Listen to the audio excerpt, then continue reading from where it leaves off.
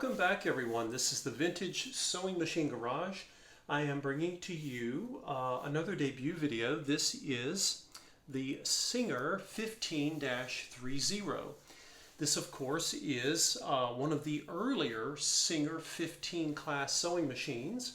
And I have mentioned in the past that one of the things about Singer that was great for those of us who love to restore the machines, or even if you're just enjoying using yours, is that Singer kept a lot of its designs in production for decades, and I mean multiple decades. The Singer 15 would later be copied by almost every sewing machine maker because Singer was so large. Other companies would take inspiration from them sometimes from other companies. And this is a machine that I really enjoyed overhauling this machine, and I've done something a little unique. This machine, when I purchased it, of course it has, and I'll zoom in here in a moment, you can see, it has the remnants of the decal pattern for the what's called the Sphinx pattern. Let me go ahead and zoom in now, and maybe you guys can see what I'm referring to. Now, like a lot of sewing machines over the years, this one would have been at some point it would have gotten dust on it, oil and dirt, and it would have been cleaned. But one of the things I often mention to people who get machines from me is that I'm not a collector. On a few occasions I find machines that are collectible and I sell them, and they cost a little bit more because they are, well, maybe if not rare, they're more scarce than something like a Singer 15 Treadle. But I really admire people who collect. I've gone and seen collections, private collections of really truly rare and very old sewing machines, and they're wonderful.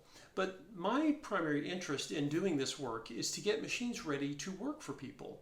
And if you need a sewing machine that sews well, you don't have to have a rare collectible or even a machine that would cost lots and lots of money.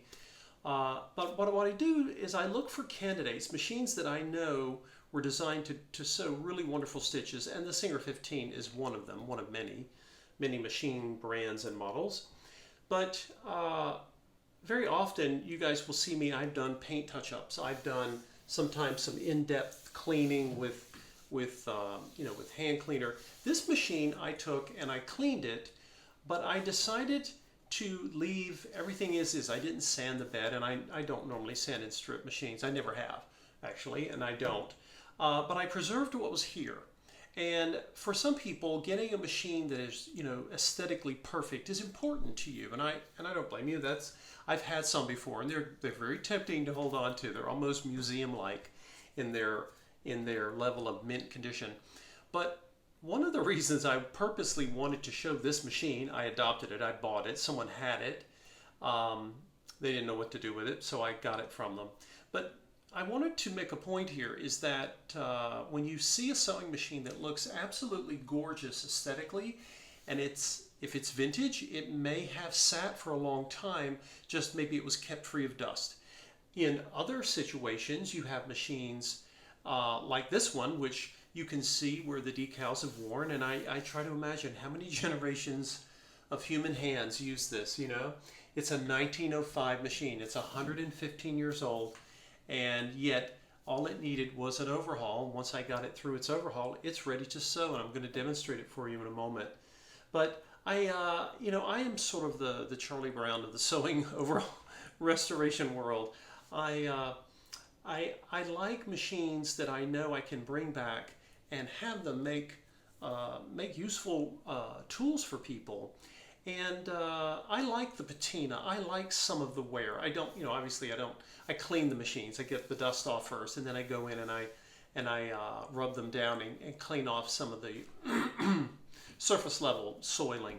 And then I give it another oiling, and that is it.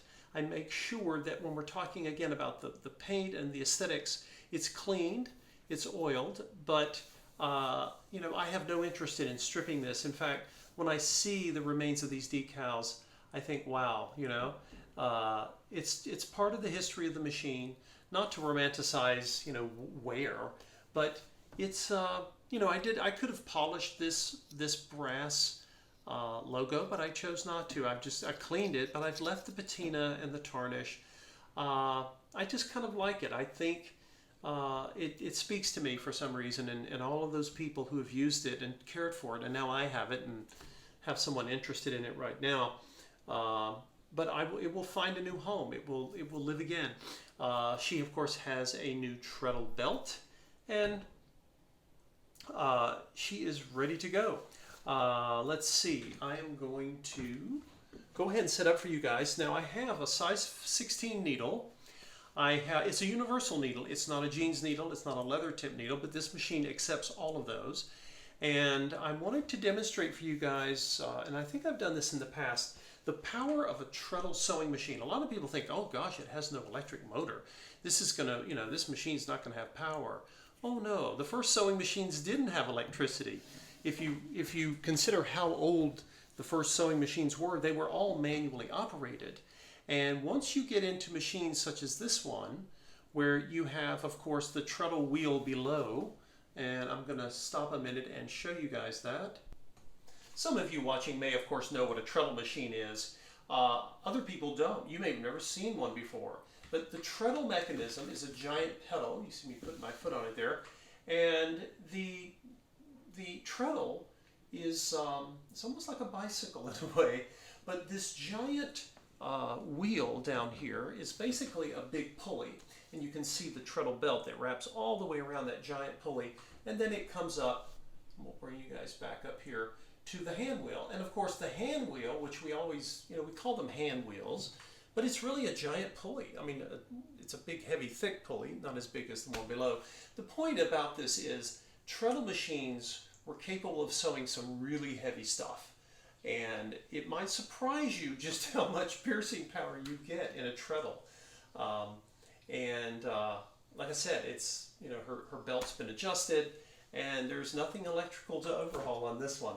But anyway, I saw this and originally thought, oh, maybe this is one I will keep because it has more of the wear. And again, I call it the patina of history that I love. But because there's increasing demand for these machines, and I'm not a sewer. I can mend things, I can sew on a button, but I don't do lots of sewing projects. And I have people asking me increasingly, hey, I really want one of these machines, but I want it overhauled so I can take it and start sewing with it.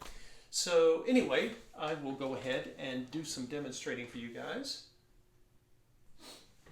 Now, as I've mentioned in the past, you can sew all kinds of fabrics with vintage sewing machines, whether they're treadle or whether they're equipped with electric motors. You can sew silk. You can sew very delicate fabrics if you want to. Some of you who may be new to sewing may not know that. You see me showing all this heavy stuff I'm about to demonstrate.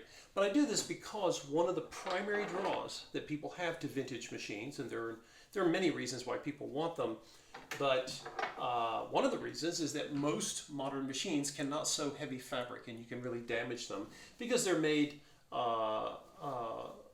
in some ways very sad and pathetic compared to the old vintage ones. You can get new machines that have more power. They're very expensive, but they are also disposable, sadly, just like so many other things that we are offered to buy as consumers today. So I'm going to start here. I've got one layer of this khaki cotton, sort of a twill, and then there's 2 layers of the pocket material. These are all cottons, and then I've got seams here from where the fabric's been folded over. I'm just going to sew across it, and I'll show you guys the wonderful power these machines have. They're also very quiet, no surprise. You should be able to hear a little something. Let's see, we'll come down this row first. And I'll go ahead and do what's often called spooling, which is getting the machine started.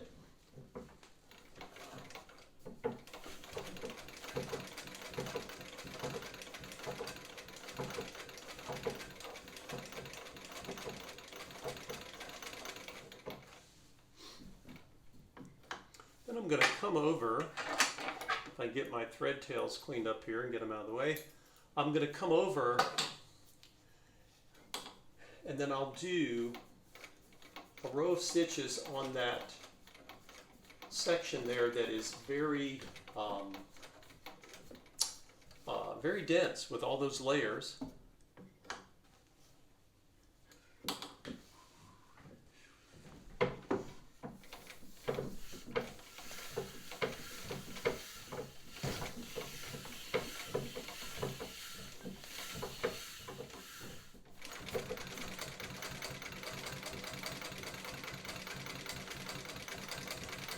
I like to tell people that some of the best needle control you'll ever have is on a treadle, because you have a lot of control over the speed. I would argue even better than most with most electrical machines. Now, I'll show you guys. Here's the first row that I made coming across, right? And then you can see as I came around, and now I'm doing a row here going through multiple layers, different density of fabric, and she does wonderfully. She keeps her stitch tension beautifully, and here you can see where I went backwards a bit, right there. Now, I think I'm going to show you, this is also a sort of a canvas weight material, canvas cotton. We've got seams here, and we've even gotten some nylon webbing, and I'm going to go ahead and sew across that for you guys. And again, I know sometimes it sounds kind of like a broken record, always talking about heavy fabrics, but it's something that, our ancestors, when they had these machines, they didn't have to worry about this, right? Because it was assumed that you were going to need to sew some heavy stuff. Every machine has its limit, and this is no different, but I'm not sure why modern manufacturers aren't willing to make a machine that can handle more without charging you tens of thousands of dollars. Okay. Now you see me coming across, coming right over that nylon webbing like it was nothing. Now I'm going to turn around just a few stitches here. I'm going to make a second run, but this time I'm going to come over and I'm going to fold the fabric over, so we'll get another layer. So we've got the seam, so we've got, let's see, this is 3 layers of the canvas, and now I'm going to come back over with the webbing once again. So we're going to have 3 layers of canvas, 2 layers of webbing, and I think I'm going to move this camera just a bit for you guys. Okay, I wanted to give you all a better close-up view, and now I'm going to come straight across, and we will see. Whoops, and I didn't get my webbing under the foot. That's a key point here, guys, is that a lot of these machines are capable of all kinds of projects, but you've got to make sure that whatever you're sewing is going to fit. If it doesn't, then it's not the machine's fault. Definitely. Okay.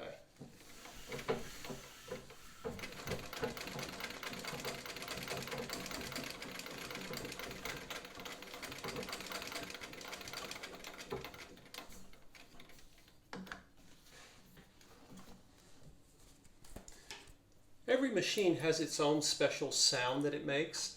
This being the Singer 15 Treadle has a certain sound, and of course all of your electrical machines also make their own sounds. Once you've been around enough of these machines, you can almost recognize them. Like I can tell a Bernina from a Singer, from a Viking Husqvarna, for example. Okay, let's make another run. We'll come back down and see if I can get more of my material under the foot where it belongs. Just settling into a nice rhythm here.